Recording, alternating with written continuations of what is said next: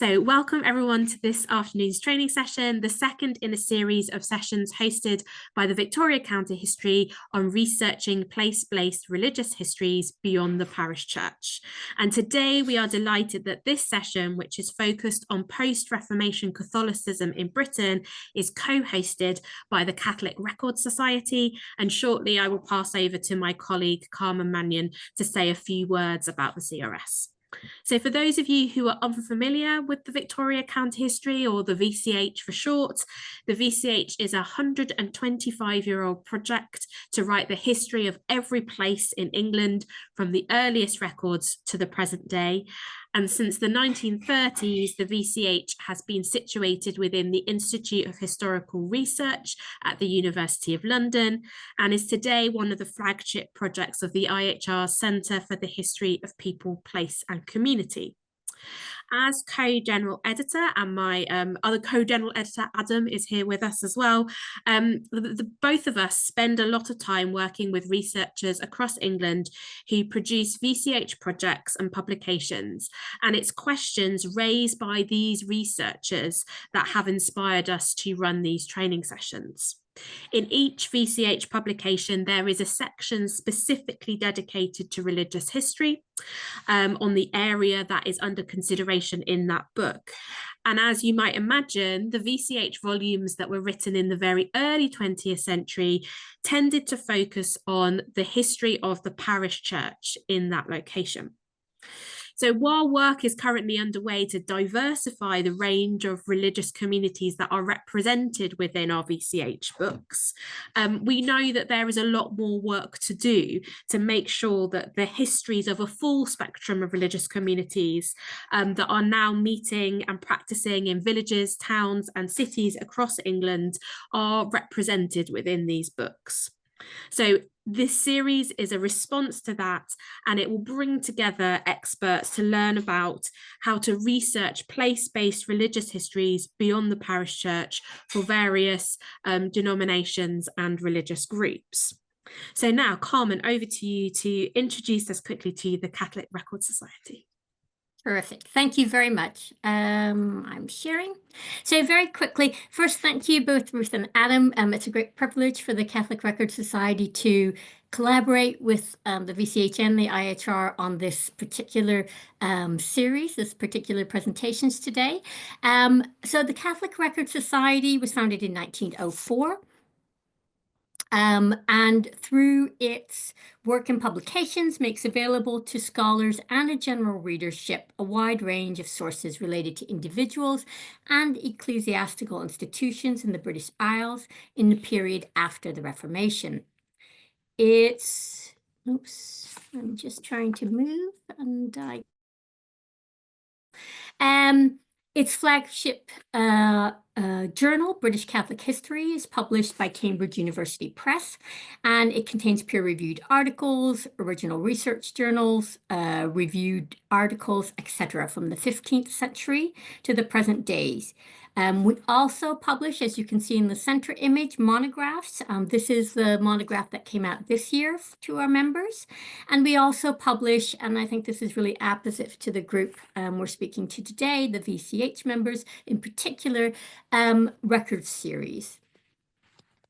Now, the CRS has so far published over 90 record volumes, and they are digitized and searchable on our website. So you'll be able to access the majority of these volumes on our website. I've put up here just one of them that I thought would be useful to those involved in place-based histories. So this is about post-Reformation Catholicism in Bath, and you can see the map. And inside the volume, there are various registers which link Catholic peoples to various places. But again, as I said, there's many volumes I think that can be very useful, and they are freely available and digitized and searchable online. The Catholic Record Society Council is considering now the best ways to take forward the Society's foundational and charitable purpose, to make greater use of the website by publishing sources such as the record series, as we've seen, but also we've added recently Catholicism in Numbers, which you see here, again, fully accessible and available to anyone online. I've put up our place-based spreadsheet, which has to do with places of worship. It is statistical, pastoral information, but very useful, I think, for those writing the VCH volumes. And the council is committed to further digitization of sources, so kind of watch this space for further, further projects, digitization projects. We also have funding opportunities for those researching Catholic histories. It's small pots of funding, but any funding is good funding these days. And I think the best thing is that the form filling for this kind of funding is very, very straightforward and very easy, unlike lots of bigger organizations. Lastly, we have an annual conference. This year, we're going to be in Leeds on the 14th and 16th of July, and we'll have a program up in the next couple weeks. And lastly, with my membership hat on, anyone who's interested, please contact me directly at the membership email address, or just look on our website, and there's an array of information about that. And that's it. Thank you. Thank you so much, Carmen. And that map was wonderful, and all that data. I'm looking forward to having a look through that at some point in the future. So on to our training session today. We're going to have 3 speakers who are going to share with us their experience and expertise in researching post-Reformation Catholicism in Britain. And each will speak for 20 minutes, giving us lots of time for questions at the end. Carmen, if you want to press stop share somewhere. Oh, sorry. Don't worry. Should be clear at the bottom. Or maybe there's like a little red box somewhere, I think. Okay, I am not seeing anything for reasons. Okay, maybe that's why. I will do it for you. There we go. Wonderful. Okay. Oh, there. Yeah. So I'm going to introduce all of the speakers now, and then they will pass on to each other once they have finished their presentations. So firstly, Francis Young is going to share his experience of studying early modern Catholicism in Britain. Francis is a UK-based historian and folklorist specialising in the history of religion and belief. He is the author, editor, and co-author of over 20 books, including the award-winning Pagans in Early Modern Baltic, and is well known as an authority on the religious history of Britain and the Baltic region.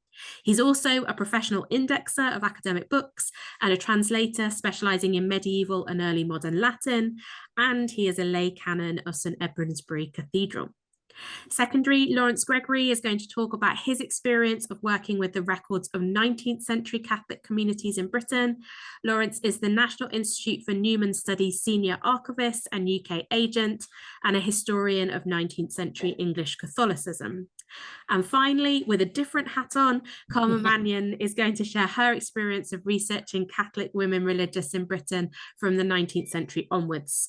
Carmen is reader in modern British history at Birkbeck, University of London. She is a social and cultural historian of gender and religion in the 19th and 20th century, in 20th century Britain. Her research examines how religious identities were formed, understood, and lived during times of social change.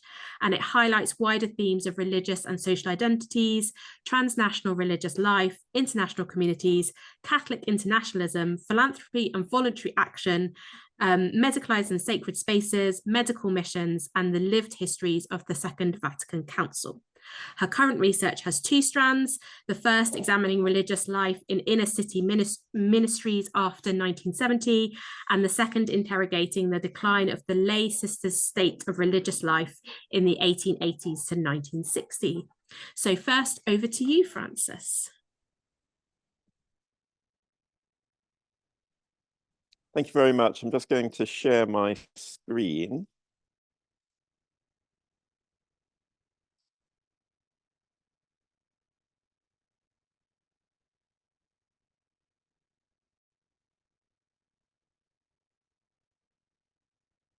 There we are.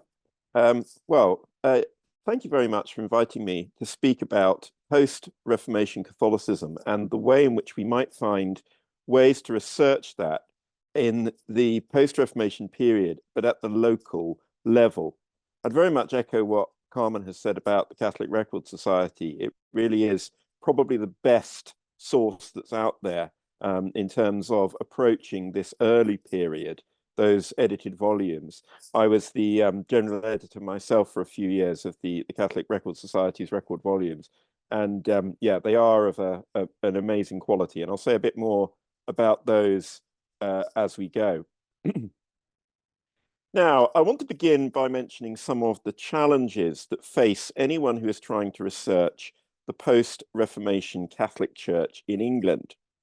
Well, the first challenge, which, if you know anything about the history of post-Reformation English Catholicism, should hopefully be quite clear, but is nevertheless worth stating, is that we are researching an essentially secret church that existed under persecution, that was actual persecution or potential persecution, where the threat of persecution was still hanging over that church, even if the penal laws at that time were not being explicitly executed, between 1559 and 1791.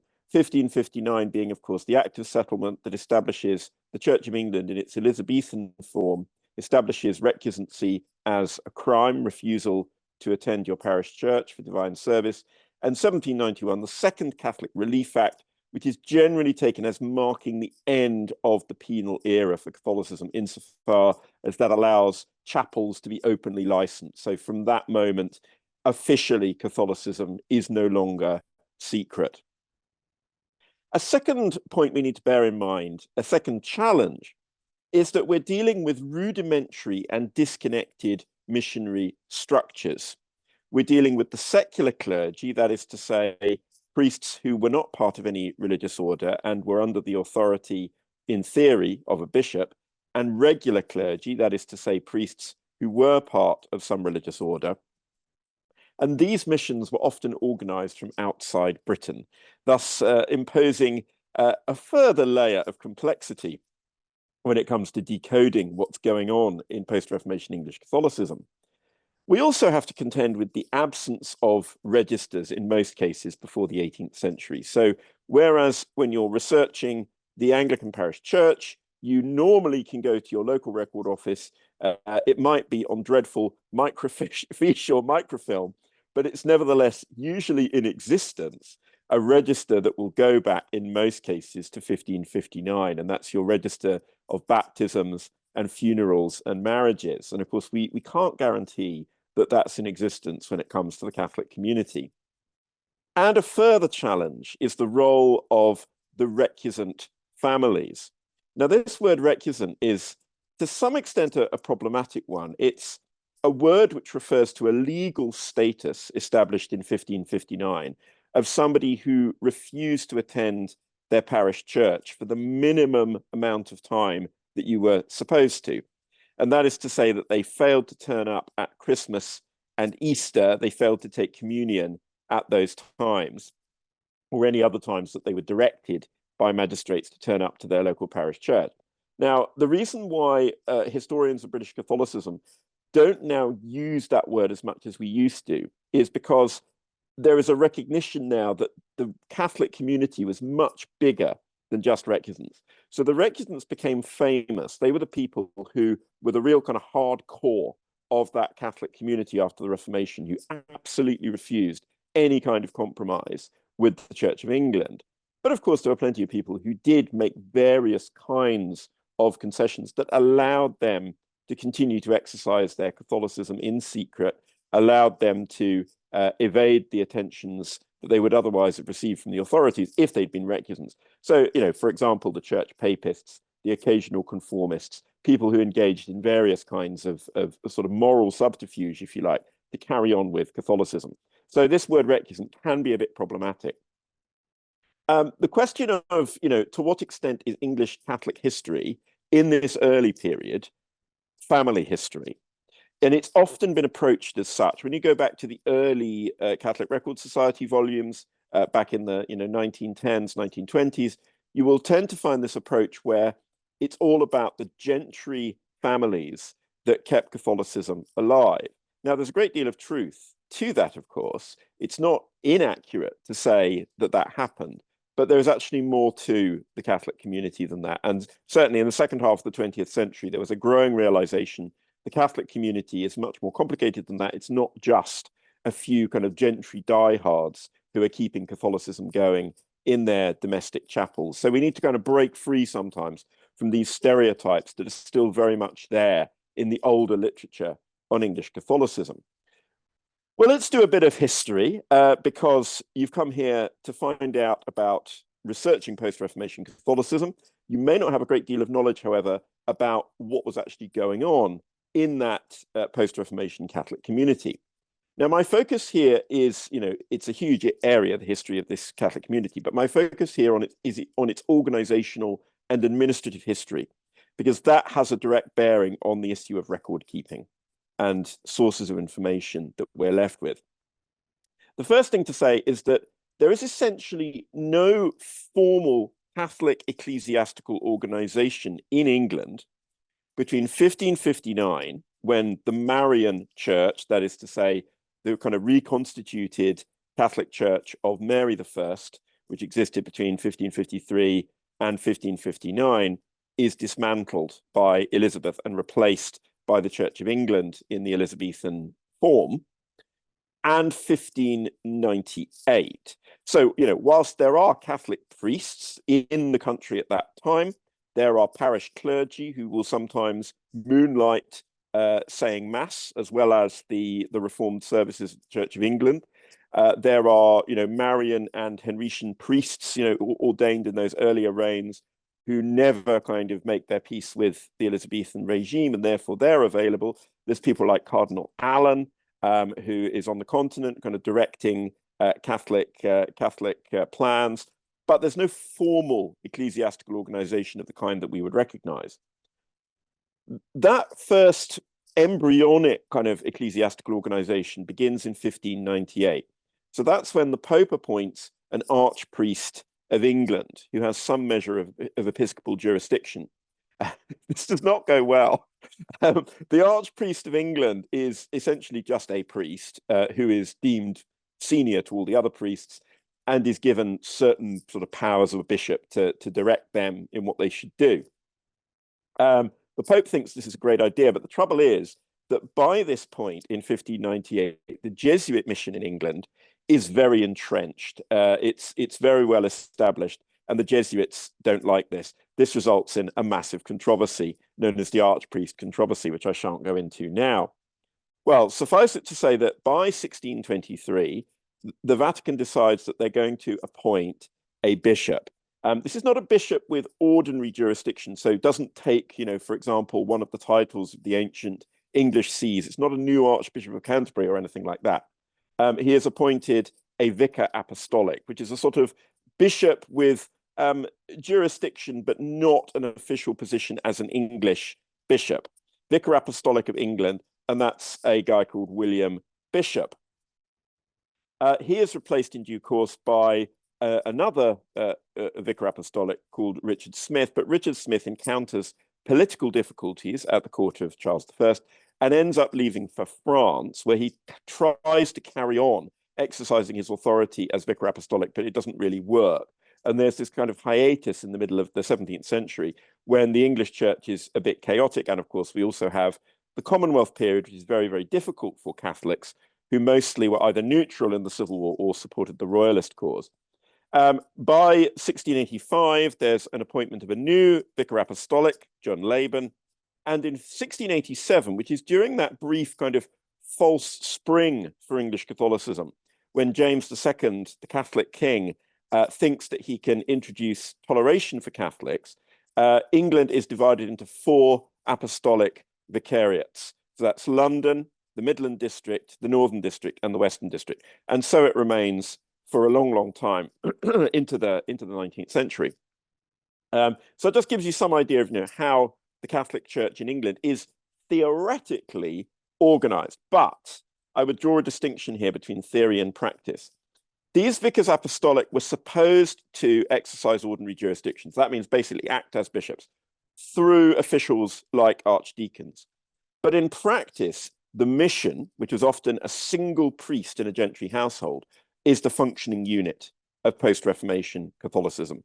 These missions, these kind of tiny temporary chapels in houses, are often under the control of lay patrons. They're in people's houses, and that person has a great deal of influence.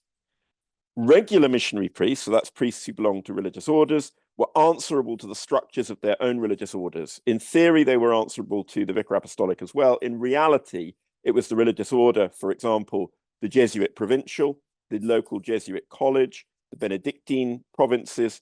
They were the ones who really called the shots. And obviously, there was a need to keep documentary evidence of these kind of missions to a minimum.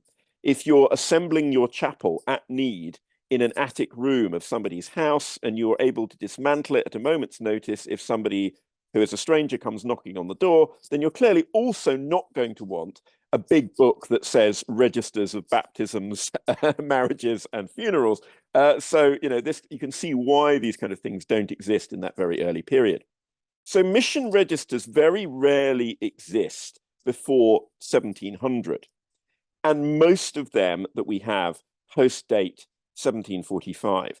These early registers, to call them registers can sometimes be a bit of a grandiose term for them.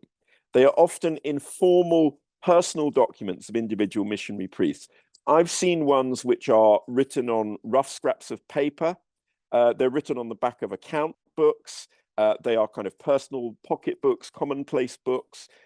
You know, it's basically the equivalent of writing down your register of you know, baptisms and marriages and burials on the back of, you know, your I don't know, your latest bank statement or something. You know, this is a very informal process that happens as a result of this being a church that is in a very, you know, a difficult position, and paper is also expensive, of course.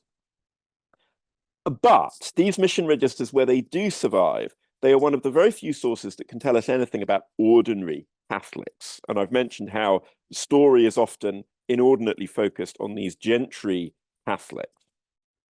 After 1791, the Second Catholic Relief Act, when chapels are formally established, we get far better coverage. As I've already said, and Carmen has mentioned, many, but by no means all, of these registers were wholly or partially published by the Catholic Record Society. There's also a set of volumes edited by Michael Gandy for the Catholic Family History Society. I think you're going to hear more about those from our other speakers. But many of these registers are still unpublished in diocesan archives and the archives of religious orders. So before mission registers, in the era before they exist, where do we look if we want to find information about Catholicism in a particular locality? Well, there's the recusant rolls. These are basically financial documents drawn up by the government from 1559 onwards that were recording who the recusants were and what they were paying. Because if you were a recusant, you had to pay fines for the privilege of not going to your parish church. And therefore, we have the names of these recusants. The trouble with the recusant rolls, they're great, but they're mostly the people who are capable of paying. They're mostly the gentry. And of course, they are only the recusants. You don't get there the church papists and the occasional conformists, the people who were Catholics but went to their parish church anyway. Calendar of State Papers Domestic, that's the volumes which basically are all the proceedings of the government. So you've also got the records of the Privy Council proceedings, which similarly often contain complaints about, you know, notorious and incorrigible recusants. So they're always good to comb through for recusants. Sequestration records. During the Civil War, recusants and papists were considered to be ipso facto disloyal to the parliamentarian regime, and therefore their estates were sequestered from them. What that basically means is that the government confiscates it. The people who live on the estate then have to pay for the privilege of still living there. So they kind of become tenants in their own home. So those are good, and they will often tell you whether the person is being sequestrated because they're a royalist or because they're a papist or both. Papers of Catholic families. Some of these are published, in many cases not published. but these kind of family papers are often in archives, and they are one of the best sources. But a warning again, sources before 1700 tend to be gentry heavy. So just beware of that and, get some perspective on it. Just because it's all about the gentry doesn't mean that there weren't people who were Catholics and not gentry. Absence of evidence is not evidence of absence. So very quickly, I'm going to have a look at a case study, and this is the town of Bury St Edmunds in Suffolk. That's an area that I've done a great deal of research on. I've published 2 volumes on this. One of them published by the Catholic Record Society, which is The Gauges of Hengrave and Suffolk Catholicism, came out in 2015, and another with the Suffolk Record Society, which is called it's about the Rookwood family, basically, who were one of the Catholic families in this locality. So Bury St Edmunds, in some ways, is quite good from the point of view of the survival of records. We have a mission register from 1734. It's pretty early. From 1761, the town had an endowed self-governing mission chapel run by a Jesuit priest. So in other words, it was independent from gentry patrons.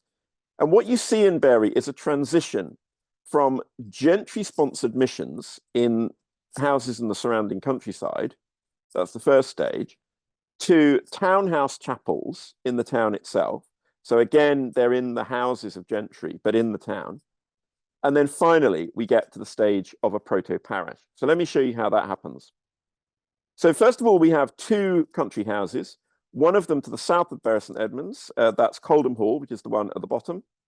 That's where Claudia Schiffer now lives, by the way, so you won't get a chance to visit that. And then Hengrave Hall to the north of Bury St Edmunds, which is at the top of the picture.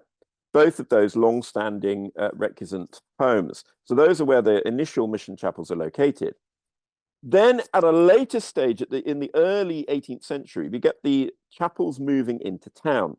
So at the top there, you've got what's now in Northgate Street, the Farmers Club, but was originally the townhouse of the Gage family. That was one of those locations. And then you can see at the bottom, there's a house in Southgate Street. This is the townhouse of the Rookwood family. So you've got the Gages at Hengrave Hall, but with a townhouse in Bury, the Rookwoods at Coldham Hall, but with a townhouse in Bury. And if you look at the lower one, the townhouse in Southgate Street, you might just be able to see there's a lane that goes up the side of the house, and there is, you can't really see it, but there's a secret back entrance which had stairs that went straight up to a chapel where mass would be said, so kind of nice and discreet. And then eventually in 1761, a priest who fortunately happens to be a member of the Gage family himself, he's a Jesuit, he gets an endowment from his mother. When she dies, she basically leaves a large amount of money that allows him to build a house in Westgate Street. Now, this house looks from the front just like an ordinary, kind of 18th century house, but it has a chapel at the back. So the chapel at the back is the one that you saw in this slide. That's there. It's still there today. And then eventually in 1837, a great big massive Catholic church is built next to it, which you can just see at the edge of that picture, which is St Edmund's Church, the Catholic Church in Bury St Edmunds to this day. Now, that process of transition from the country house chapels to the townhouse chapels to the proto-parish, and then eventually, beyond emancipation, to the chapel itself, to the parish itself, the parish church, that obviously has an influence on how records are kept and the quality of those records. By the end of that period, you've got proper records being kept after 1791, which is when the chapel is officially licensed and can become publicly known. But I think also the reason why Bury has quite a good archival presence is because Catholicism was basically de facto tolerated there. And it depends where you were in the country as to the extent to which Catholicism was tolerated, the extent to which records could openly be kept. And there are other parts of the country where that wasn't so easily possible. There are other parts of the country, like Lancashire, where you had a heavy Catholic presence, and it was very, very difficult for the authorities to enforce any kind of persecution of Catholics, certainly from the 18th century onwards. But that's just, one case study that gives you a taster. It's what I happen to have worked on. Every part of the country will be slightly different, but my timer has just gone beep. I don't want to run into anybody's time. So I'm now going to pass on to Lawrence, but thank you very much.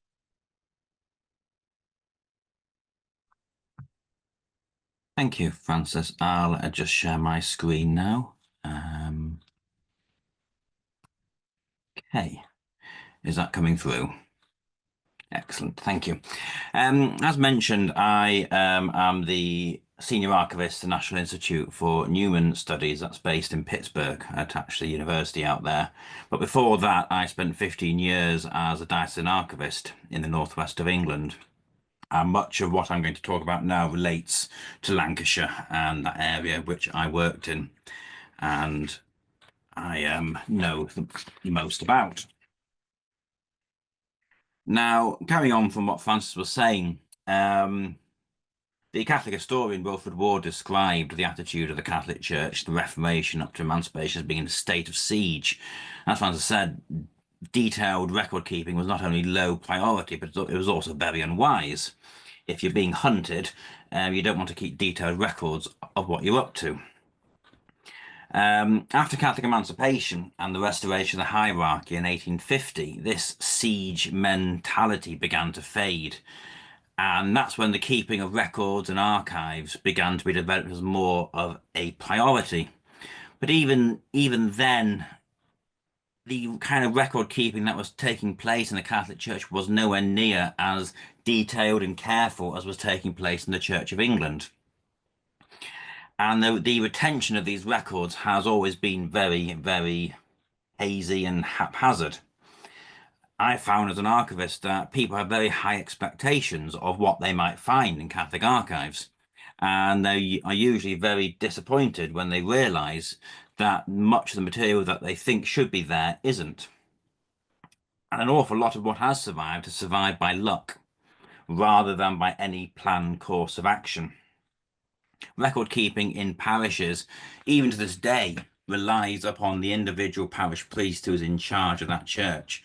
And if you have a parish priest who is very, very keen on record keeping, you can have an excellent archive, but you might also have a parish priest who comes in, orders a skip, and throws all the archives straight into the bin. And it's very, very sad. Now, the height of Catholic record keeping that I found was during the early years of the 20th century, when there was a much more structured way of doing things.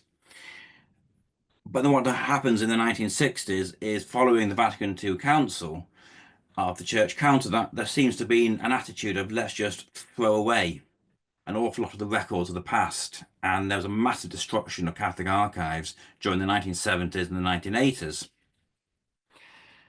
And as I said, people seem to have an overinflated idea of what should be there. And they think that if it's not there, then we are either hiding it or there must be a cover-up. But it's not that structured. It's just a basic case of the stuff either wasn't made in the first place, or it hasn't been retained since. Now, sacramental registers are the one thing that you do tend to find have survived in most churches. Not all, I would say. There have been certain cases where I went to a church and there were massive gaps in the registers. Nobody knows what's happened to volumes. Others where a priest has become ill and has just stopped keeping the registers. So even such important records are not complete. Although there is a requirement to maintain baptisms, confirmations, and marriages. Deaths is not a requirement, and again, that depends on the individual priest and whether or not he decides he wants to maintain them. And we frequently get queries, can I have a copy of my First Communion certificate? And when you explain, well, the church doesn't keep registers of First Communions, people act surprised. Why not? It just doesn't happen. Now, Ne Temere was a papal decree in 1907 related to Catholic weddings, marriages, and it laid down various rules about who was allowed to have a marriage in a Catholic church. And part of this led to a movement that meant that a couple's baptismal status had to be checked before they were allowed to have a Catholic marriage. And this led to the process whereby the entry in the baptism register would then be updated with details of when the couple was getting wed, when they were getting married. If that marriage was then annulled, this would also be put in there. So this was a case where the baptism registers began to be updated at a later date. And this is something that we'll come back to shortly. Now, these are two examples of early baptism registers in the Catholic Church. They relate to the Catholic mission in Manchester. On the left-hand side, we have the earliest record of baptisms in Manchester dating back to 1774. And as Francis said, it's just a rough notebook. There's no formal layout there, and it can be very hard to read. On the right-hand side, we have the formal registers that were introduced after Catholic emancipation in 1829, where there is much more of a structure. Now, these are huge volumes, A3 size volumes, but you can see they have carefully laid out columns to try and put more of a structure into how the Catholic priests were recording the baptisms in their churches. Everything, as you can see, is recorded in Latin, as would continue throughout the Catholic Church until I think registers began to change this only in the 1980s. But these early registers can be quite hard to work with because they're very untidy, they're very cramped, and often very hard to read. Now, after the restoration of the hierarchy in 1850, when England was redivided up into dioceses and bishops, the Catholic bishops introduced these formal volumes of registers where everything is drawn out, laid out, and very easy to use. And it's this format that is still very much in use today. They haven't really changed. Still, as you can see, everything is kept in Latin. And each entry, it records the name of the person being baptized, who the parents were, the mother's maiden name, date of birth, date of baptism, godparents, and the priest doing the baptism. You will also get, varying on the priest, other information added into the margin. This priest, for example, has been adding in the address of where that family was living at the time of the baptism. You can also see here that this is a parish where they've continued to update these registers. So we have confirmations added in. These baptisms were done in 1916. Confirmations were done in 1925. So where he was able to track down the baptisms, they were adding in the confirmation details. You can also see the details of the weddings. Example down here, the second from the bottom, we have this lady's wedding in 1937, and presumably after she was widowed, she marries again in 1953. So the registers are continually being updated. Now, many of the resources for understanding Catholic registers were published and produced by the Catholic Family History Society that Francis mentioned. The CFHS, of which I was one of the last trustees, closed down a couple of years ago. We transferred all our resources, records, and data to the Manchester and Lancashire Family History Society. And if you go onto their website, they have a section on there for dealing with researching Catholic families. And all the work that was done over the 30 years of the Catholic Family History Society is now available on their website. I'd certainly recommend it. There's another website which relates to material in Lancashire, which is a Lancashire online parish clerks who have been going through all these early registers, transcribing them and making the material available online for free on their website. That's another website which you can have a look at. Now, other registers you'll come across will be confirmation registers like these. Again, you have very structured formats, but essentially they are not very much use. All you get in these formats are a list of names, who the bishop was, and the date. So how many Mary Murphys would there have been alive in that particular year? How many Anne Wards? If you're researching and trying to research a family history and individual, confirmation registers are really not that much use to you.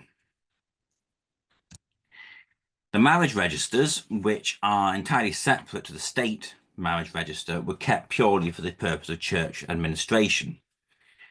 The only difference you're going to have is that they will often include in the margins details about the religion of the individuals getting married. So it will say if one's non-Catholic, one's Catholic, etc. This will be added in. But you won't really get much more information from these than you will get in your state marriage register and certificates. So those are the standard sacramental registers which you're going to find in churches. Next, I'm going to explain about some of the administration records that you might find. And this is the most important one, if they've survived, which you'll find in a church, and it's a mission logbook. It forms the annals of a particular church or parish in the Catholic Church. They were generally introduced in the second half of the 19th century. And the logbook was filled out with everything from where the keys were kept, who the insurance was with, who the debts were owed to. This particular example relates to St Albans Ancoats in Manchester, a church that was knocked down in the 60s. And you can see over here, they have details of the capital debt, the chief rent, the insurance details. On the left-hand side, you have the annals of that church. It's basically kept as a diary by the priest of what's happening. And here the priest in 1941's talking about the former parish priest, Father Fracassy, who was an Italian, who was arrested and interned during World War II and then went down on the Arundel Star. And you see the different handwriting as the different priests are recording it. The primary purpose of these logs was that if a priest was to die suddenly, his successor could come into a church and have all the information he needed at his fingertips to take over that particular parish. And where they've survived, they have an irreplaceable historical record, not just of that parish, but of the town in which it's located, as they would often record local events and other things taking place. Again, unfortunately, many churches you'll find these have just been thrown away. The next item are pulpit notice books. These days, most churches produce a weekly newsletter. Before that became a thing, the pulpit notice book was maintained. Every week, the priest would record in it what was happening that week, the announcements he was going to make, who matters were being said for, and he would literally read out the notices from the pulpit at the end of Mass. And you would have one of these bound volumes for each year. And where they've survived, they are, again, an invaluable resource for research into the history of that particular parish or that particular area. These were phased out with the advent of duplicators and computers, and the parish newsletter became a thing. Sadly, most parishes have thrown out their archives of historic notice books. Where they've survived, they can run from the late 19th century up to the 1970s. But unfortunately, I think in all the churches I went around in Salford, I found probably about 3 or 4 where they had a full set notice book surviving. What else might you have? The sick call books. These were small volumes that the priests who were going out visiting the sick would keep of who they were visiting and any other details about that. We also had the records of societies and confraternities, which these were important because whilst everything else relates to the priest, it relates to the parish, these relate to the people. And they tell the stories that we don't often get in the official record. And again, very few of these survive. We have church newsletters and magazines, personal papers of priests. And then we come on to school archives. Now, Catholic schools and parishes were one and the same in the 19th and early 20th centuries. They were run as part of the single mission. And where you're lucky, you can go into a school and you can find these key records, the teacher's logbook, the admission registers, punishment books, and staff registers. They began to be kept after 1862. There was a new code, school code, introduced by the government, in which required that these official records had to be maintained. The key item, again, similar to the mission logbook, you have the school logbook. It was kept by the head teacher. It includes your staff, includes pupil details, the development of the school, the curriculum. And this is an example of the code pasted into the front of a school logbook, which tells you what you have to be putting in it and what you need to be maintaining. They can be quite dry and monotonous. It's often day-to-day ordinary stuff going on, but then you also get quite important information. And it was very similar to the church logbook, that if the head teacher died suddenly, his successor or her successor could come in, pick up the logbook, and have all the information they needed to take over that mission. They would be inspected by the government inspectors as well as by the priest or by the bishop who was coming on visitation. This is one of the earliest examples I came across in Manchester. It comes from St. Wilfrid's in Hume. And again, it's kept like a diary. It just tells you what's happening, who's been coming to visit the school, what the children are up to, and it gives you a day-to-day life account of ordinary life in that particular parish at the time.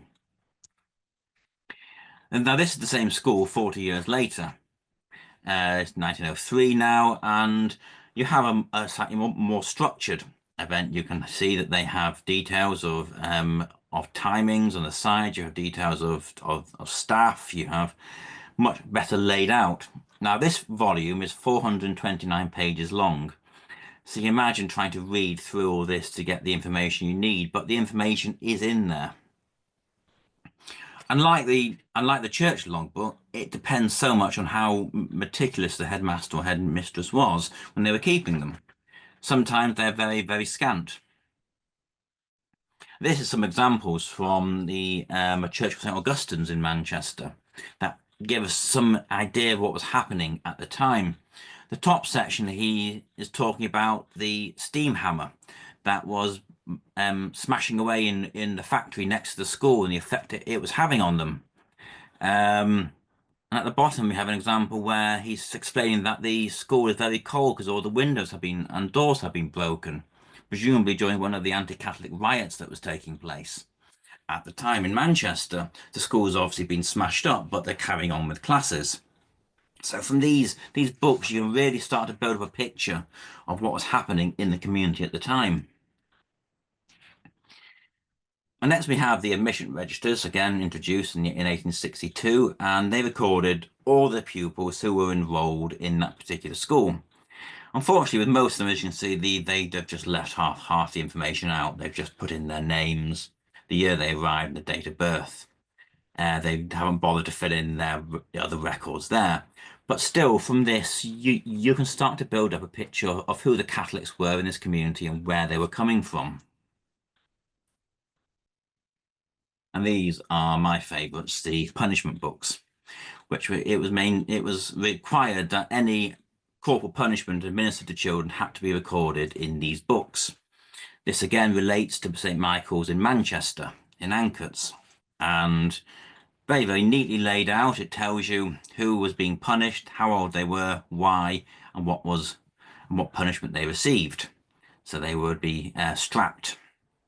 As you can see, the headmaster here, a rocker, is doing the strapping.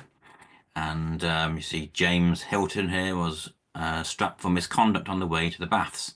And he received 2 hits on the hand.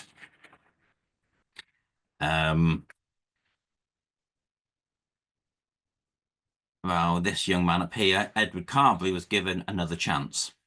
So he didn't get strapped for his misdemeanor of telling lies. The final type of record in these schools, which you come across generally, are the staff registers.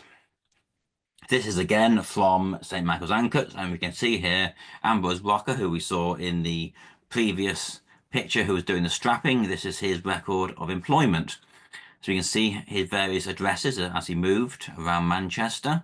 It tells us where he trained at the Catholic Training School in Hammersmith, where he worked beforehand, and he stayed at Ancoats from 1885 up to 1932. So we have his whole career recorded here.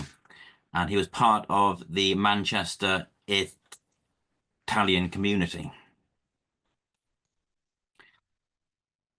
So that's just some example of some of the school archives. Now, as I mentioned, during my time in Salford, I visited most churches and schools, and I also visited every church which was being closed. I did not find a single parish with a complete parish archive anywhere. In several cases, sacramental registers were missing. In almost all cases, some of all the pulpit notice books had been destroyed. About a quarter of the cases, the parish logbook was missing.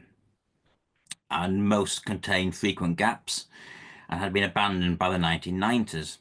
So, as I mentioned earlier, part of this seems to be a strange attitude in the 70s through to the 80s, where there was a movement in the church to erase the past and leading to a mass destruction of the archival legacy, which is very, very tragic. There was also a further destruction, particularly in schools, at the late 1990s with the Data Protection Act, where head teachers seemed to misunderstand what the Data Protection Act said and thought that they had to therefore go and destroy all their 19th century archives.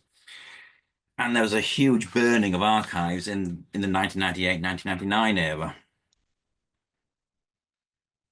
At the moment, we're facing a huge period of consolidation of parishes. Churches are closing, presbyteries are being sold off, and ensuring the safe migration of these records and archives should be an essential part of the process, but it isn't. Much of it's being left to the individual priest. This picture here is a church in Lancashire, St. Charles at Rishton, that was knocked down last year, with the high altar still in place, as you can see.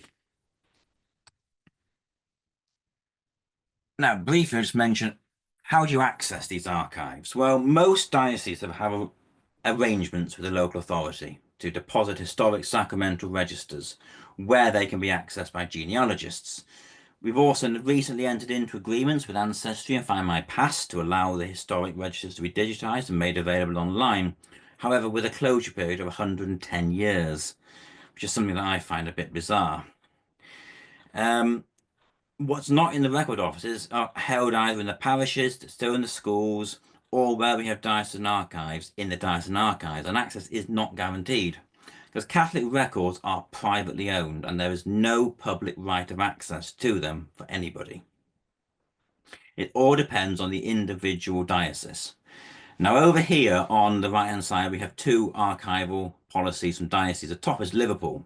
Liverpool have a fantastic diocesan archive. They have an attitude of, come in, we'll do everything we can to help you, you're always welcome. Down below is the present attitude in Salford, where I used to work. We had it open every week. Now the attitude is, we will accommodate you if we think you're acceptable. Basically a case of, you're not getting in. There are many dioceses that don't have any archive at all and no archivist. So there is no guarantee that you can access any material whatsoever. Okay. Now, digitisation is what is going on in my present job, and we are trying to bring as much material from the 19th century online as possible. We're digitising the letters and the diaries and the working papers of the 19th century hierarchy, the bishops and the cardinals, and we're scanning them, we're bringing them online and make them available for free at this web page. We have nearly 50,000 items online. Here are an example of some of our collections: the Archdiocese of Birmingham, Liverpool, Southwark, Westminster. We have religious houses, we have colleges, we have Oxford colleges, and it's expanding day by day. So this material is coming online, some of it. So please do check out the work that we're doing on this. It's a massive project and it's going to be going on for many, many years yet. This is another little project which we've been doing, which is to try and tell the story of the Catholic communities through the priests.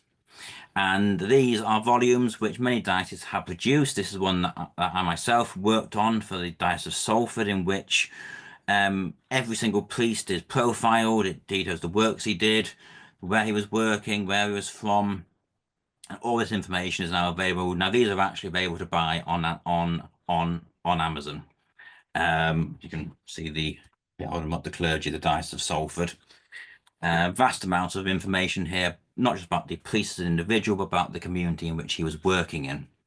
Many dioceses have these. For the final slide, I'm just going to mention that we are in an archival dark age now because material is not being kept.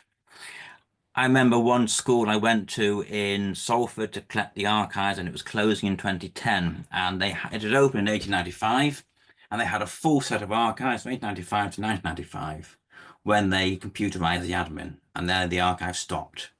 The logbooks are no longer being kept, the admission registers are now computerized, and in 100 years' time, there's going to be no record surviving of this era in which we are living now. Some priests still keep their mission logbooks, but they are in a minority, and there's no other permanent records being retained of the communities as they are existing in the 2020s, which I think is a very, very sad thing moving forward. So I think that's my final slide. I shall hand back to you. Carmen, I think you're up next. Thank you so much, Lawrence. That was wonderful. And thank you, Francis, as well. So yeah, over to you, Carmen.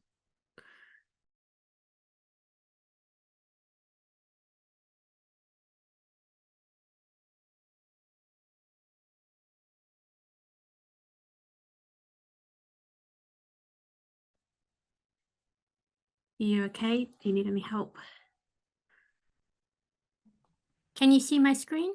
We can, but it's Okay. not full screen at the Ah, moment. okay. Yeah. Okay. I think we're Wonderful. done. Terrific. Thank you.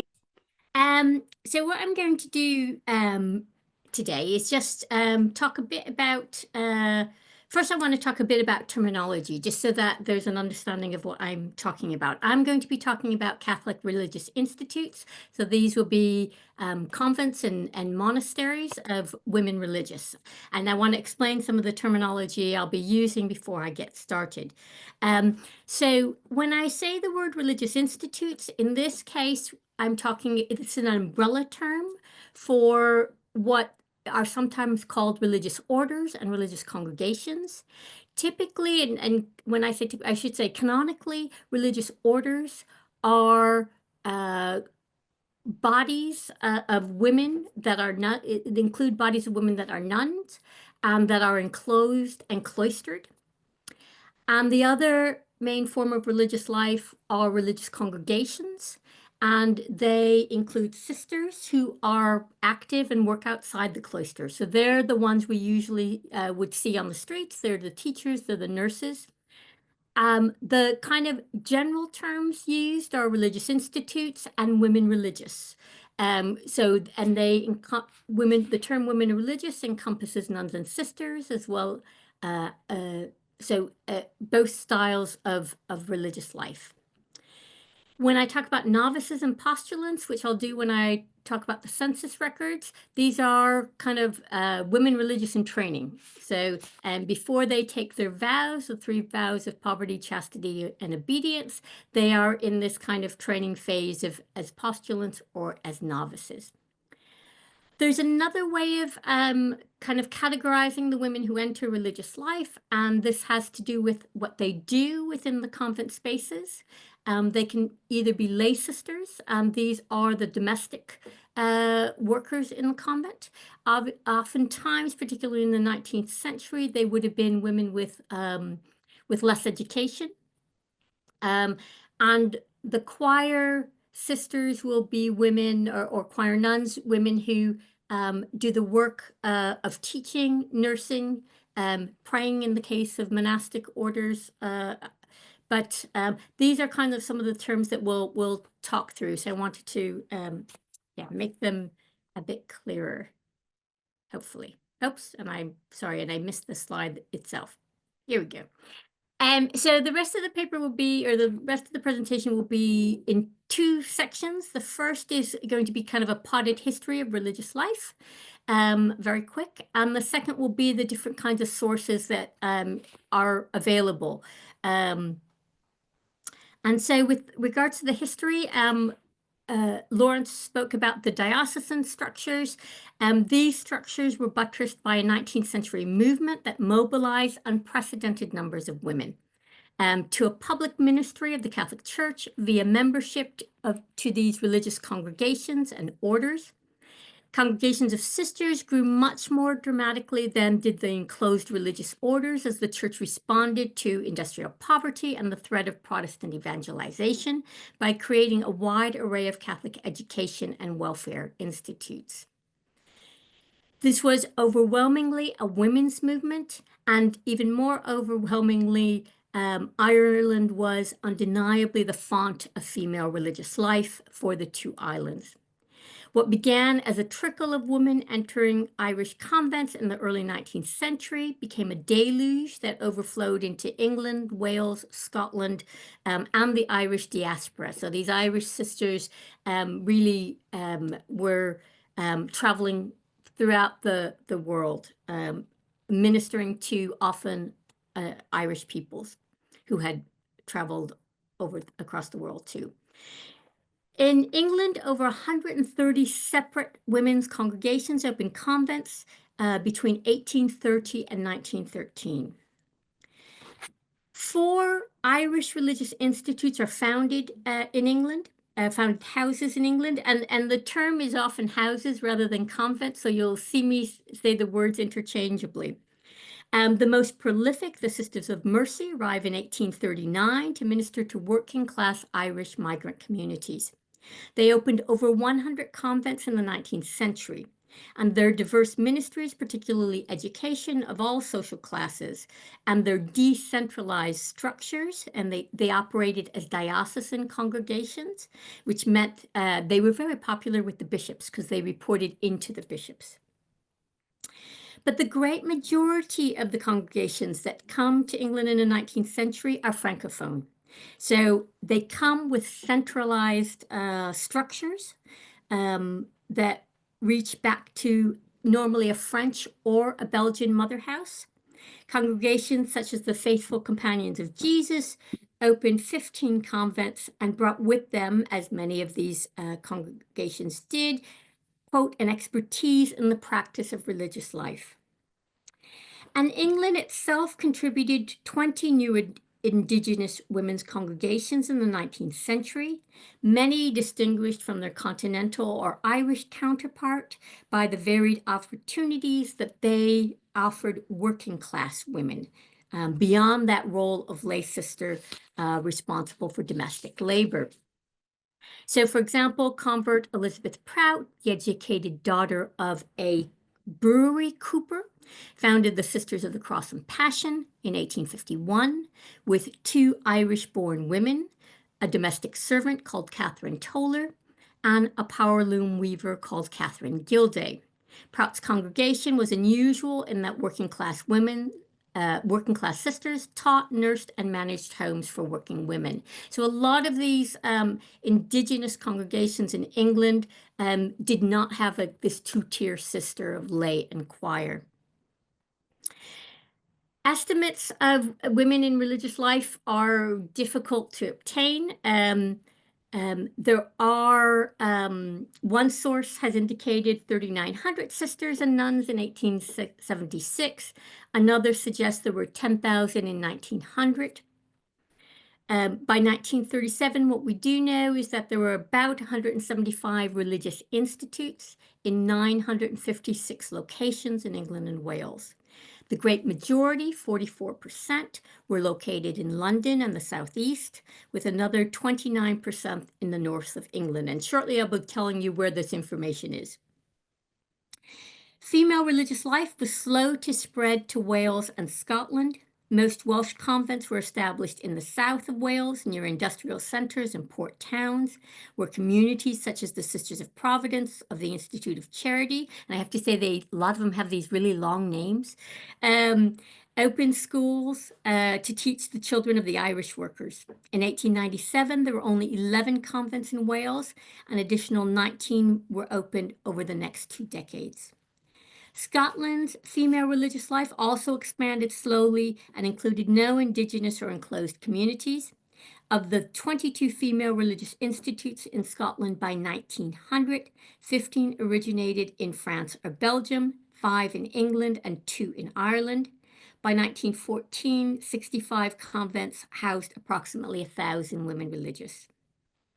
Now, the great majority of these congregations would have included Irish-born women.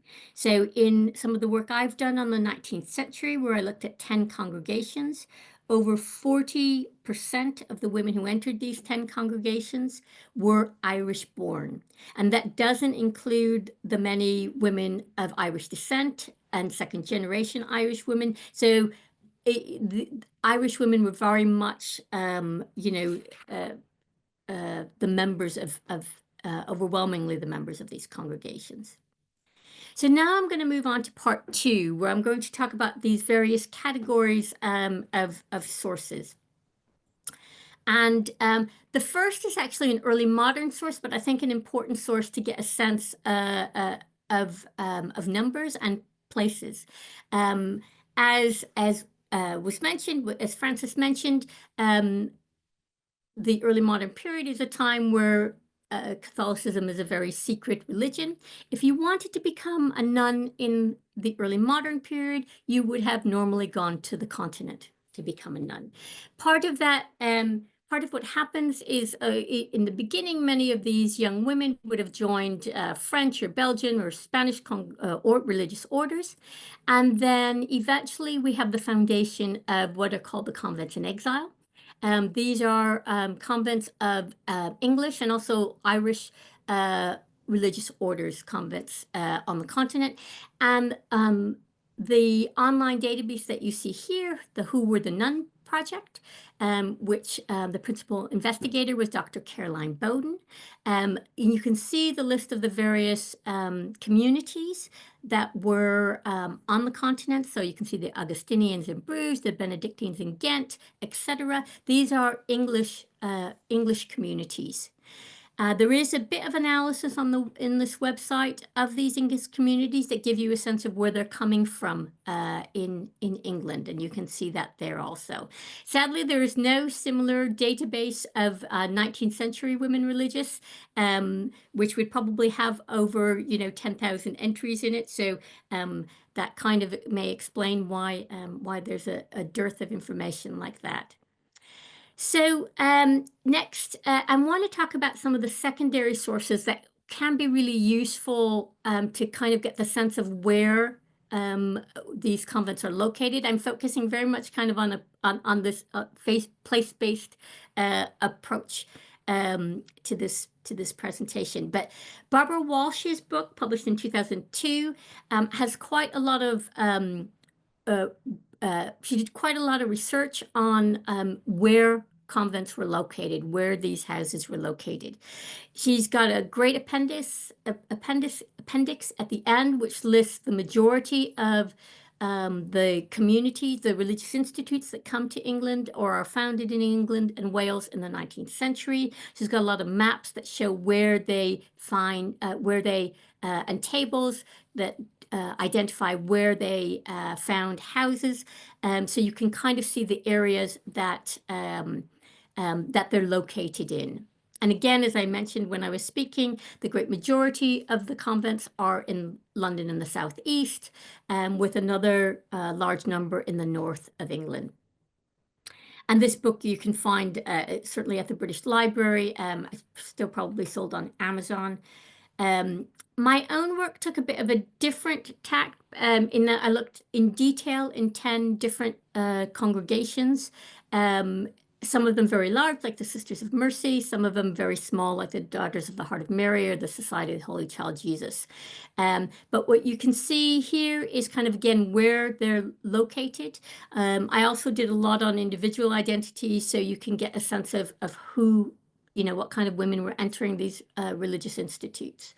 I also listed, and I talked earlier about the convents in exile. Those or the nuns in exile, those nuns come back in the late 18th, early 19th century, and found communities here in England. And those are listed on a table there. Now, the other kind of category, so those are kind of both general texts. The other category of sources that I think are useful are congregation histories. Some of the earlier volumes, say, published in the 19th century until the 1950s, are house histories, usually written by a good sister, but there are often maps. They will talk about, the opening of each convent in the various places throughout throughout England and Wales and Scotland. So those are very useful. The more recent research is a bit more sophisticated. This is a book by Susan O'Brien on the Daughters of Charity of St. Vincent de Paul, published in 2017. And you can see she also has quite a few maps that identify where the Daughters of Charity are located throughout Britain. She also has, and I think this is the most exciting thing, which I wish more congregations and orders would do, but she has a gazetteer at the end, which gives a potted history of each and every house of the Daughters of Charity. Now, and as they were very, one of the largest, probably largest in the number of sisters, but maybe not largest in the number of convents in the sense that they had some very large convents. But it's a really good way of getting the sense not only of what these places look like when they were founded, but then how they change over time. Because what may start off as an orphanage in the 19th century may have another life later on, as a school or as a home for working women. And she gives a good sense of how these places, these houses actually change over time. So this is a lovely source. And again, there are other, volumes specific on a particular congregation or a particular order that can be very useful. Something published by the sisters themselves is these anniversary and commemorative pamphlets. Now this, I actually wrote a blog about this, not coincidentally during COVID, when I found myself having to do some writing without being able to go into archives. And as and when I would go to archives, sometimes the sisters would give me some of these brochures. They have lots of them in their, oftentimes they have lots of them in their archives, but they are really useful in getting a sense of the history of a particular convent in a particular place. So, you would you won't find these at places like the British Library, but certainly within convent archives, which I'll talk to about the end, these can be really very good sources of what is happening at a particular convent and how it changes over time. The next source I'm going to mention is Michael Gandy's work for the Catholic Family History Society, but also, Michael Gandy was the chairman of the Society of Genealogists in London, editor of their journal, The Genealogist, and very active in the Federation of Family History Societies. So he has published quite a lot of very place-based works on the missions. And these don't necessarily include a lot of the convent material, but will give you a good sense of what can be found in particular areas. You can find almost all of these at the British Library. And I wouldn't be surprised if the IHR has some of these, but I don't want to, I'm not 100% sure on that. There are also printed primary sources that give you a sense of a little bit of a kind of potted history of each religious institute, and oftentimes at the end will tell you where they're located. So this is the work of Francesca Steele I have here, The Convents of Great Britain, and the Murphy book Terra Incognita are both very useful also. There are others, but these I think are the most useful for place-based kind of history work. And both of these can be found digitized in Internet Archive, so nice and very available. Catholic directories were published annually. They can be found at the British Library and often in diocesan archives, but not always a full run. But these are organized by diocese, and you can usually find on the last page kind of a list of the congregations congregations and orders within the diocese and where they're located. as well as various parish information as well. Again, these are very available at the British Library and at some diocesan archives. And sometimes too, you'll get a bit of a short advertisement in the classified sections, which grew and grew into the 20th century, of particular institutes and maybe schools that were run by the sisters. Wouldn't be saying much about parish schools, but the big convent schools, for example. The censuses are useful to a point. The one thing about the censuses is they'll include, whoever is in the convent. You will sometimes get really good information as to who's a choir sister and who's a lay sister, which is really nice to know if you're doing this kind of work. Obviously, you get their age and you get where they're from, which I think is very useful.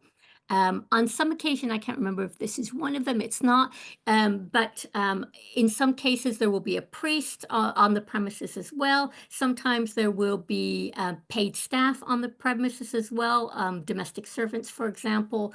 So you can get the sense of what the community looks like in that particular convent or monastery. And this is Sion Abbey in 1911. The next one is the Poor Servants of Mother of God, one of the indigenous congregations founded in England, and this is the 1871 census. The one reason I wanted to put this here is because the religious institute is called the Poor Servants of the Mother of God, but the census enumerator calls them the Sister of Mercy. And it is not uncommon to see census enumerators just calling any, the congregation Sisters of Mercy or Sisters of Charity. That's the other favorite one, even though that's not actually their name. So just so that those who are doing this research, in case they get confused and say, oh, these are Sisters of Mercy. No, they're probably not. It's just the, census enumerator calling them that. The one thing that can be handy too with the census, if the sisters are running a school, oftentimes the students are also included in the or running we'll have to go very quickly now since I just hit my 20 minutes. But whoever else is living in the complex will be noted. One of the things I wanted to point out is, so the first image is the Sisters of Charity of St. Paul the Apostle, their convent. You can see it's very grand. Most convents aren't going to be like that. So that's the mother house, and a mother house will often look like that. But most convents can look like this here. This is the convent of the Sisters, Augustinian Sisters of Meaux, who in the 20th century lived in terraced houses in Highgate in this case. So sometimes convents are not in what you think will look like a convent. In terms of convent archive, well, a lot of what I would have to say, and I won't talk very long on this so that we have time to ask questions, is along the lines, unfortunately, of what Lawrence mentioned about diocesan archives. First off, there's no central repository. There's no central listing of all the congregation and their archives if they have an archive. There are some sites you can look at, like Catholic Heritage or the Catholic Archive Society directories online, which will have some information on, in the first case of Catholic Heritage, the actual catalog is online. In the Catholic Archive Society directory, gives a kind of a short introduction by the archivist of what kind of materials they hold and their availability. What else? And I can't quite see. Yes, now I can. There is as I said in the no, I didn't actually. I wrote the directory. Oops, sorry. I wrote the directory of Catholic Archives, but I really meant the Catholic Archives Society newsletter. Often has or journal often has. Again, articles by convent archivists, and these are digitized. I think that is that may or may be the link. Now I can't remember if it is or not. Some convent archives are in universities. So Durham has some of the convent archives of the Poor Clares and the Canonesses of the Holy Sepulchre. Exeter have the archives on Sine Abbey. So those are fairly available and accessible. Some, very few, but can be found in record offices. The Vocation Sisters can be found, for example, in the West Sussex Record Office. Some are found in diocesan archives if they're very local and if they're very small. So, for example, the Birmingham Archive, Diocesan Archive, Archdiocesan Archives, which hold the material of some of the Poor Clares that were in their diocese. Liverpool also holds some of the archives of the one set of Poor Clares in their archives. You can also look in the press for the tablet, which is digitized. The Catholic Herald is digitized as well, but not always as accessible for information about convents and in place. Convent archives, though, again, a bit hit or miss. Some are very resourced and have archives. Archivists, most are not. And as religious life is in a state in the main, many of the congregations and orders are diminishing in number, coming to completion in the language of this. The archives are, while there are steps being taken to hopefully save some of the archives, there is a possibility that some will be lost. So I think I'll stop there as I'm a bit, I'm not a bit late, sorry. I'm looking at my clock and I'm doing better than I thought. And so I'll just very quickly give a sense of what you can find in convent archives if they are open and if they are available.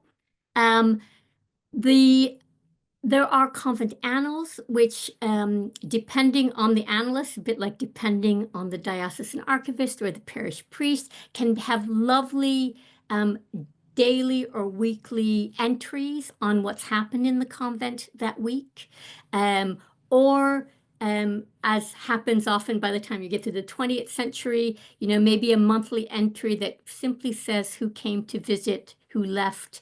So it's a bit of hit or miss. Some congregations really have fantastic annals. The Sisters of Mercy tend to have really, really good annals that really give a sense of the story and of what's happening in a particular place. Sometimes even, oftentimes the events. So the Sisters of Mercy, for example, have some annals that really document what's happening during the Second World War. Annals are one particular source. Registers are another source. So registers of the sisters, where they're from, if we're lucky, what their parents did for a living. Again, the register information can be sparse. Often registers are redone, which for, to make them nice and neat, which is a bit unfortunate because sometimes there are lots of coming and going in religious life. So lots of women try their vocation but leave. Sometimes it's a very clean, beautiful register. You don't get the sense of who's left, which is really unfortunate. Necrologies are featured in some convent archives, and these are obituaries, which are, even though they tend to be very kind of positive, and you still get a sense of a bit of the personality sometimes of the sister, and sometimes if it's a cranky sister, you can even find out by the kind of the tone, lovingly said, but still kind of said. In many cases, congregations will have a file for each convent. What's in that file, though, can vary from in one convent, documents from building works were all I ever saw. In others, you can get some correspondence back and forth from the Mother Superior to the sisters in that particular location, and there could be all sorts of things. But again, it's very hit or miss what you find there. The governing body of a convent is called a chapter, and so in some congregations, in some archives, you'll find chapter minutes. Again, sometimes they're very rich and give you lots of detail as to the decision making. So the decision to open a new house, the decision to let a sister go, all sorts of things. Sometimes you get lots of details. Sometimes you won't. It really does vary. Those kinds of documents are a little bit more difficult to access, and certainly the more recent. Because they can contain sensitive information about people. So the most recent chapter minutes won't be available. There are, in the main, very few personal documents, so what the Europeans would call ego documents, not a lot of memoirs being written by nuns, unfortunately, within convent archives.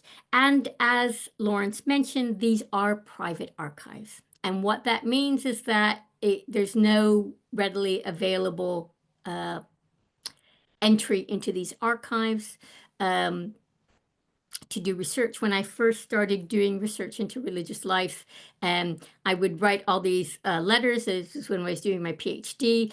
And sometimes I'd hear nothing. Sometimes, I'd, and I was writing letters at the time because there wasn't so many email addresses in the early 2000s. Sometimes I'd get a convent archivist, and at this time they were mostly sisters, send me, a book or a brochure about the congregation, say, oh, I'm sure this will be helpful for your research, which wasn't really what I had in mind, but at least something to follow up with.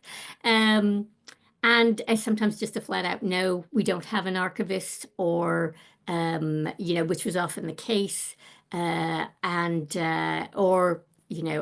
also with convent archives, there were some nuns who were really keen on housekeeping and decided that certain parts of their records were no longer necessary because they wrote, someone wrote a history of the congregation, so we don't need these archives anymore. So also it's a bit hit or miss with regards to that. Okay, thank you very much. Thank you so much, Carmen, and thank you so much, Francis and Lawrence. I'm just going to stop your screen share, Carmen, and now we've got some time for questions.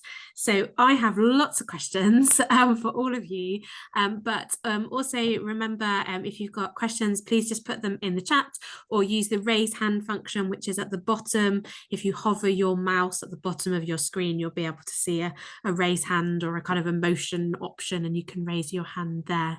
But while people are thinking about their questions, all three of you really highlighted the difficulty of finding these archives, whether that's because the archives never existed, because the archives have been disposed of, or whether that's because the archives are just difficult to access. And so I wondered if you could kind of talk us through some of your sort of sleuthing methods that you've had in terms of getting access to some of these places, trying to understand where you might look for them, if they're not with a church or they're not with an institute, how you've been able to get your hands on any of this stuff that kind of exists.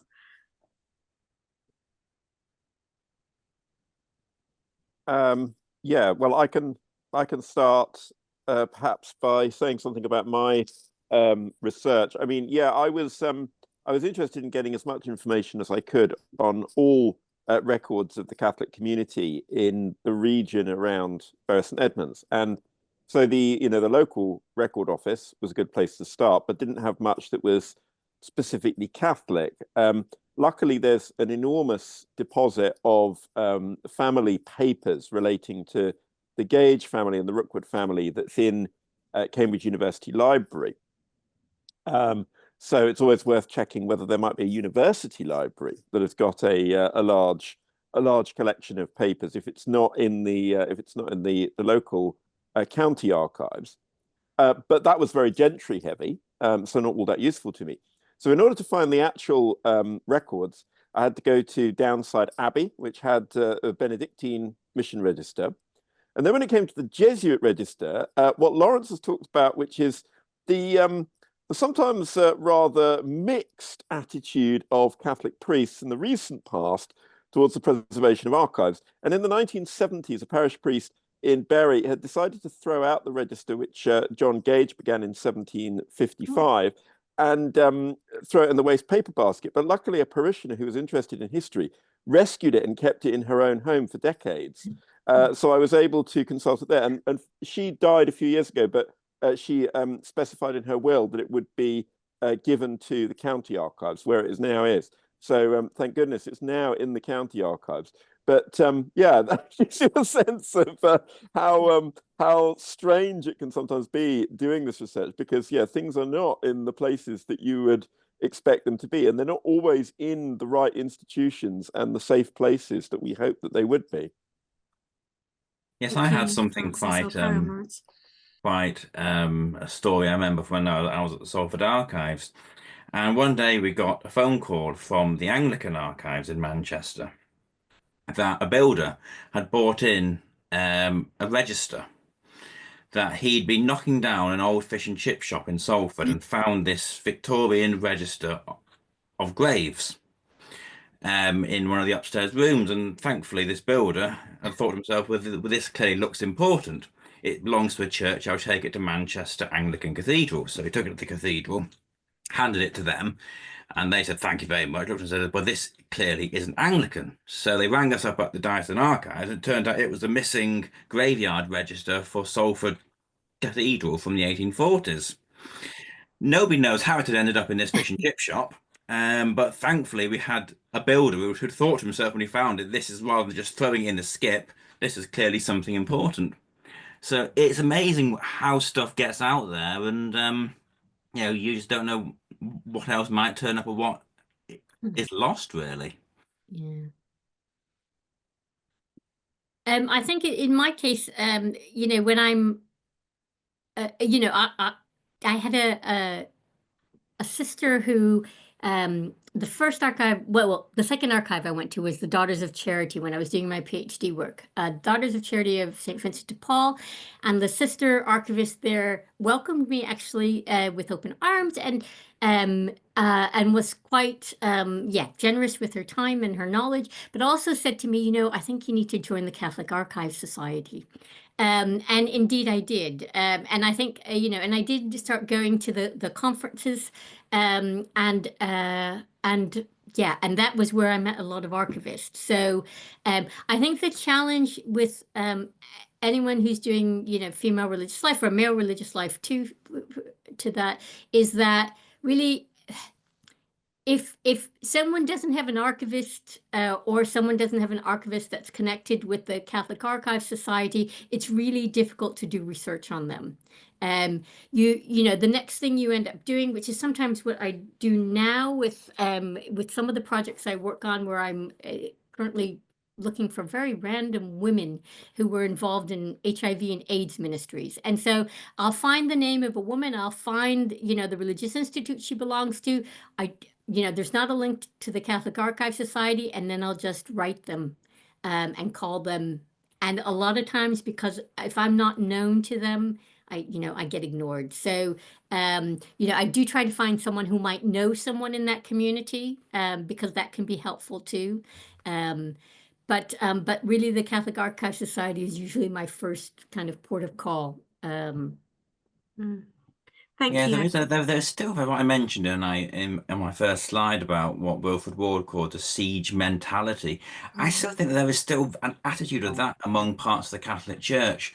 They are suspicious.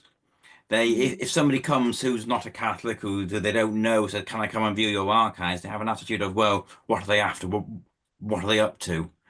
And I think it's still, even though it's, you know, a couple of 100 years since the Catholic Relief Acts and the Catholic Emancipation Act, I think there's still very much in some cases this attitude of we have to protect our borders. I think there's also a massive issue of resourcing, because, you know, there are a lot of diocesan archives that don't have any permanent staff. You know, they're run by volunteers. And I think understandably, their priority is the conservation of materials. And, you know, when an archive is understaffed, you know, admitting the general public is your lowest priority, you know, when you're underfunded, when you're understaffed, because you've just got to kind of deal with basic issues of conservation. I've seen archives which have got, black mold, dry rot, severe environmental concerns about, whether it's a suitable place to even be storing archives. They're not willing to admit the public because they don't want that to be shown. They want to kind of get their house in order before things are actually viewable. Yeah. I think what also tends to happen as well is that whenever there's a need for financial cutbacks, the thing that normally goes first is heritage. It's the one thing that they just say, oh, well, we can get rid of the archives, get rid of the archivists, because it's seen as the least important. Actually, there are several dioceses that have no archive whatsoever and no archivist.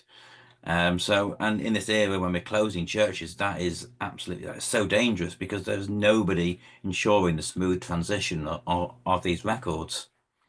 Yeah, I heard that there was one diocese where the bishop keeps some boxes under his bed. I don't know whether that's true, but in carry on, Carmen. Yeah, in my case, I think in the 2000s, when I first started doing research, lots of convent archives were run by sister archivists. As the numbers of sisters in religious life is declining, there is less likely to be anyone who can run the archives. And again, often due to finance, or simply, if you're dealing with an aging community, you've got so many other priorities, and the archives don't tend to be one of them. I mean, that said, there are also now lots of convent archives that have professional archivists that when there wasn't a sister archivist, that now they've hired professional archivists, and that do have incredibly wonderful archives. So I think it's when you find a community, a congregation with an archivist, usually especially with a professional archivist, it's a congregation that really is committed to their archives and their heritage. So, and they do exist, but unfortunately, those are the ones then that we as scholars tend to do research on because that's what's available. So it's never quite the entire picture of what's happening in religious life. Yeah, we get the same problem with dioceses, that you often have a priest as diocesan archivist. I know one who's a diocesan archivist up in Lancaster who's also got 4 churches to look after. Yeah. So he can't devote his time to doing the archives as much as he might like to. He's got to run these churches and do his job as a priest as well. Yeah. Great, thank you so much for all of that. I mean, it's difficult for us as historians, isn't it, to be grappling with all of this, but in many ways this is not unrepresentative of historians engaging with other things and the importance of building up relationships of trust, knowing archivists, asking the right questions of archivists, and the problems of getting into archives in general is something that I think we're all grappling with in different ways at the moment. So there are some questions in the chat, some of which are quite specific, but also kind of open up some broader questions, I think. So there was a question here about uncovering immigrant Catholics in Britain during the First World War. So this is CB says, my research concerned civilian internment where enemy aliens were put in camps and a small amounts of Catholic aliens were swept up in this, but they're a tiny proportion, are very difficult, impossible to uncover from traditional internment sources. So any advice that anyone might have would be appreciated. But I think that also opens up a kind of a bigger issue around migration. And this is something, Carmen, that you were talking a lot about in terms of how the communities that you were looking at were often founded or kind of populated by women from outside of kind of England. And I just wondered whether more generally the three of you had seen this kind of link between diasporas from Catholic countries, and then the kind of the numbers of churches, missions, congregations, and how that relationship between migration and Catholic history is kind of played out in the work that you're looking at. Well, certainly on the question that they've just asked, I've actually got a paper coming out in the next issue of the Catholic Record Society journal on the priests, the Catholic priests in the north of England who were interned during World War One under the Aliens Act.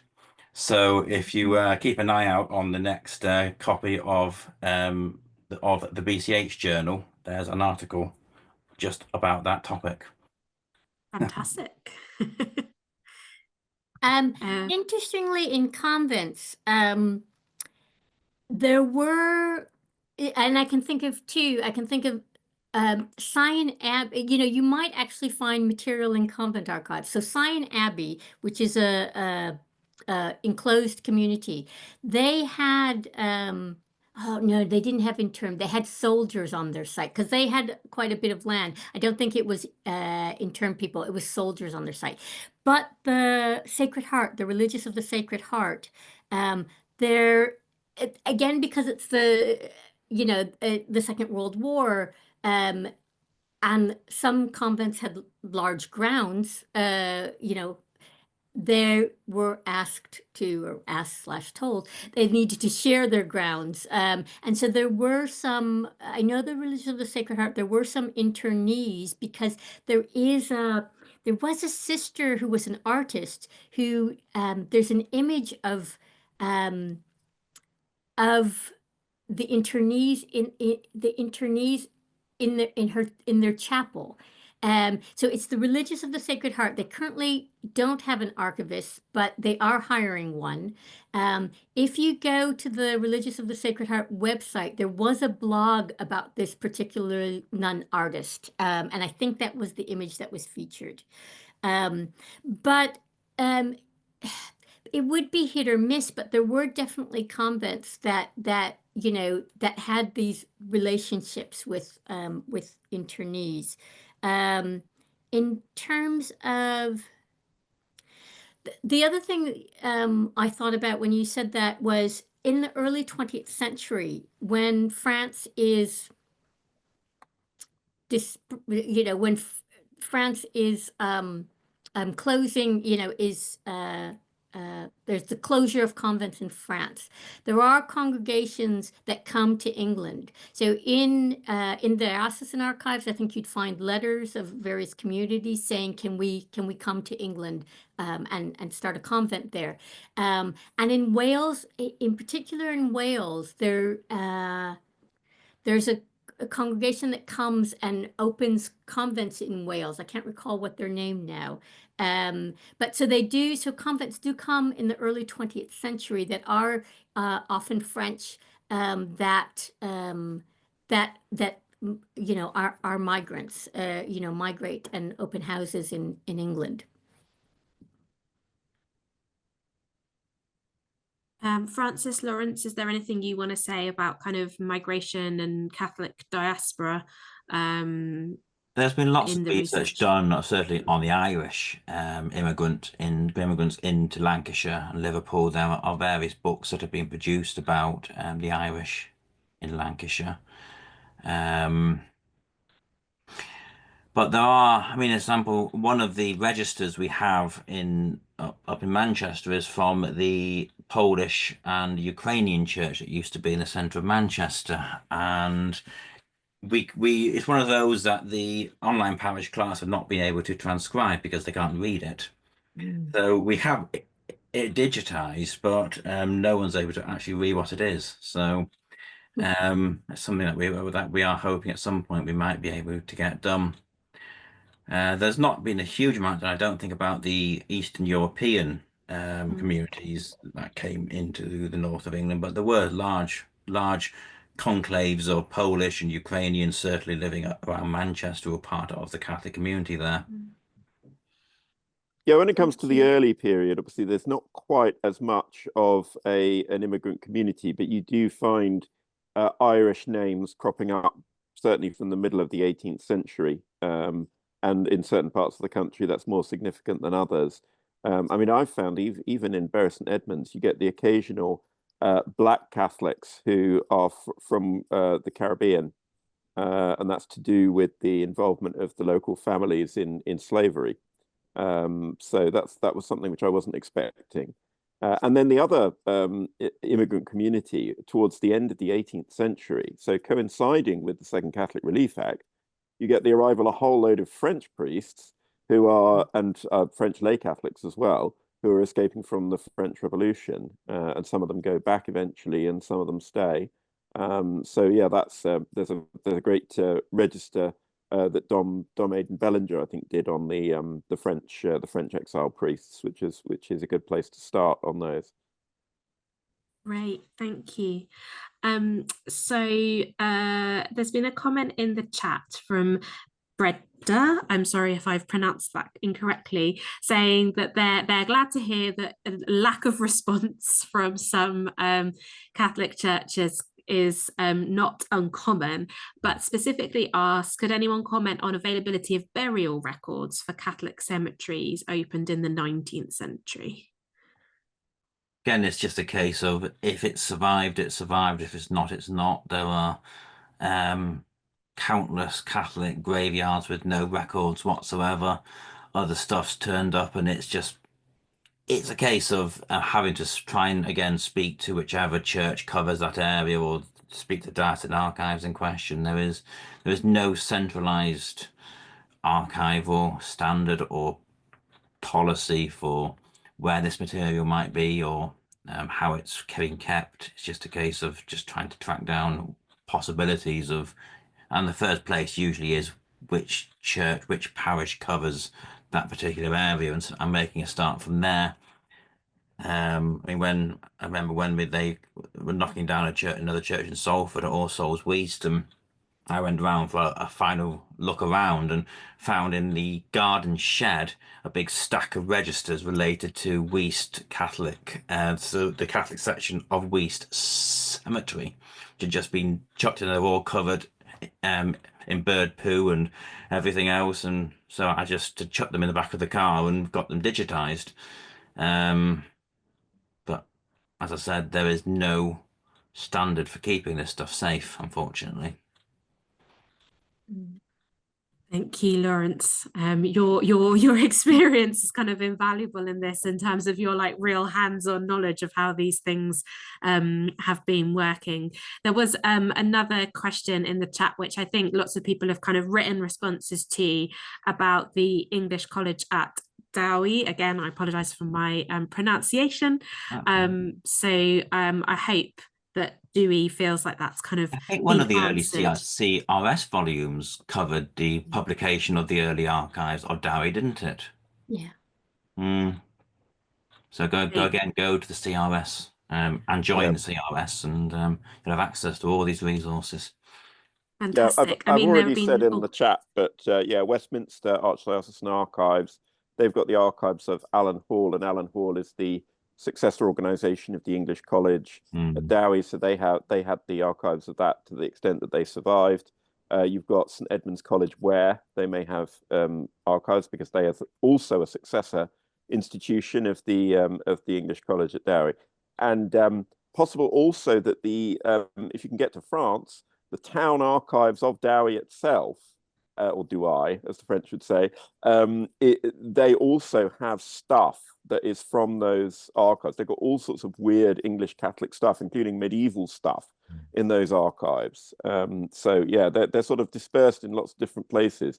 But I remember in Westminster Archdiocesan Archives finding a whole stash of sermons, like sermons by trainee priests from the 18th century that were delivered at the English College at Dowie. So yeah, lots of interesting stuff.